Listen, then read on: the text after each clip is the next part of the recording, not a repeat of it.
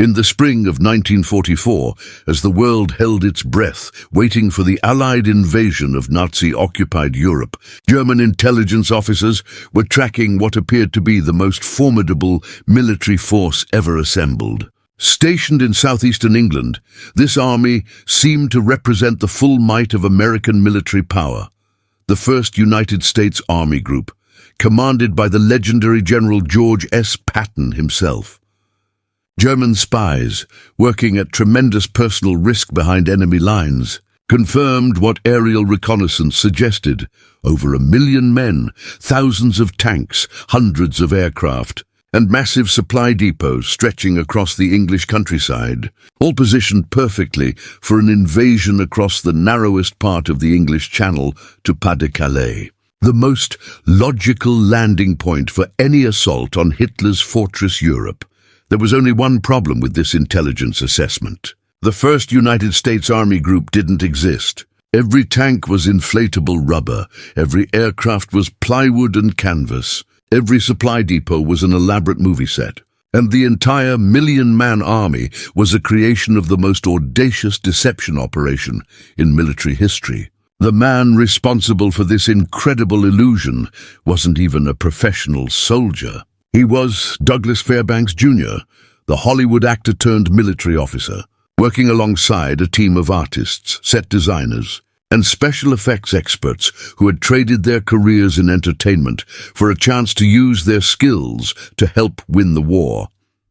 Fairbanks had grown up in the golden age of Hollywood, the son of one of cinema's greatest stars. By the time war broke out, he had established himself as a leading man in his own right, known for swashbuckling adventure films that showcased his charm and athletic ability. But when Pearl Harbor thrust America into the global conflict, Fairbanks felt a calling that went beyond entertainment. He understood that the same skills that created convincing illusions on movie screens might be adapted to create strategic deceptions that could save thousands of lives on real battlefields. The challenge facing Allied planners in 1944 was enormous. Everyone knew that an invasion of Europe was coming, including the Germans, who had spent years preparing coastal defenses and positioning their forces to repel any landing attempt. The success of the invasion would depend not just on the courage of the soldiers making the assault, but on whether Allied forces could achieve strategic surprise about where and when the attack would come.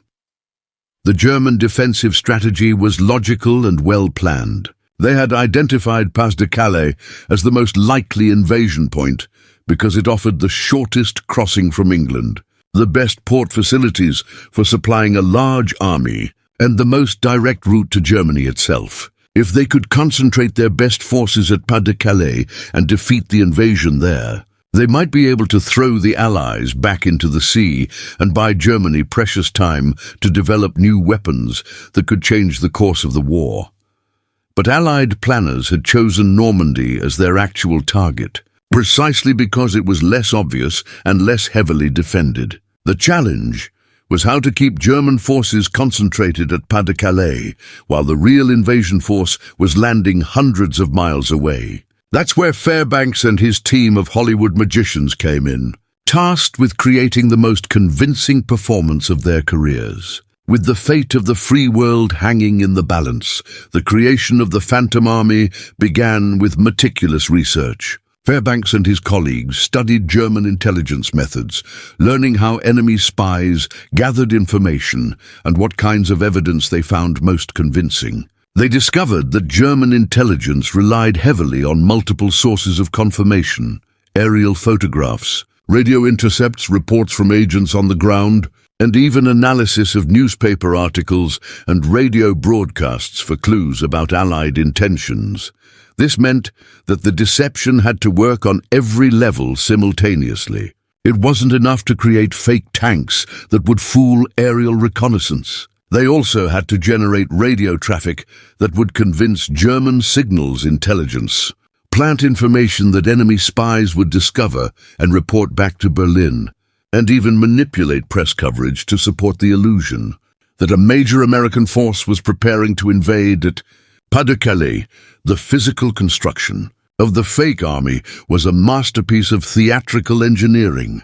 Working with teams that included some of Hollywood's most talented set designers and special effects artists, Fairbanks oversaw the creation of thousands of dummy vehicles, aircraft, and installations. But these weren't simple decoys. They were sophisticated simulations designed to withstand detailed photographic analysis by German intelligence experts. Inflatable tanks were positioned in realistic formations, with careful attention to the spacing and organization that would be expected of real armored units. Fake landing craft were moored in harbors where German reconnaissance flights would be sure to photograph them. Entire airfields were constructed, complete with dummy aircraft arranged as if they were being prepared for a massive air assault to support the invasion. The attention to detail was extraordinary. Tire tracks and tank treads were carefully created around the fake installations to suggest regular movement and maintenance. Supply trucks visited the dummy positions on regular schedules, creating dust patterns and activity that would convince observers that major military operations were underway. Even laundry lines were strung up near fake barracks to suggest the presence of thousands of soldiers. But perhaps the most brilliant aspect of the deception was the radio traffic. Teams of communications specialists created an entire fake communications network, broadcasting the kind of radio chatter that would be expected from a real army group preparing for invasion. Orders were transmitted for non-existent units. Supply requests were made for phantom divisions, and even personal messages between fictional officers were broadcast, all designed to create the electronic signature of a massive military organization. The psychological warfare aspects of the operation were equally sophisticated. Fairbanks understood that German intelligence officers, like all intelligence professionals, made decisions based on patterns and assumptions. If they intercepted communications suggesting that General Patton was commanding a major force in southeastern England, they would naturally assume that's where the main American attack would come. Because Patton was known as America's most aggressive and successful combat commander. So the deception operation made Patton a highly visible part of the fake army group, arranging for him to be seen at social events and military ceremonies in southeastern England, always in locations where German spies were likely to observe and report his presence. Meanwhile, the real invasion forces were training in complete secrecy in other parts of Britain, preparing for the assault on Normandy beaches. The human cost of maintaining this deception was considerable. Hundreds of Allied personnel spent months of their lives maintaining an elaborate lie, living with the constant pressure of knowing that any small mistake could expose the entire operation and potentially cost thousands of lives when the real invasion began. These were men who had grown up believing in honesty and straightforward dealing, but who now found themselves engaged in the most complex deception operation in military history.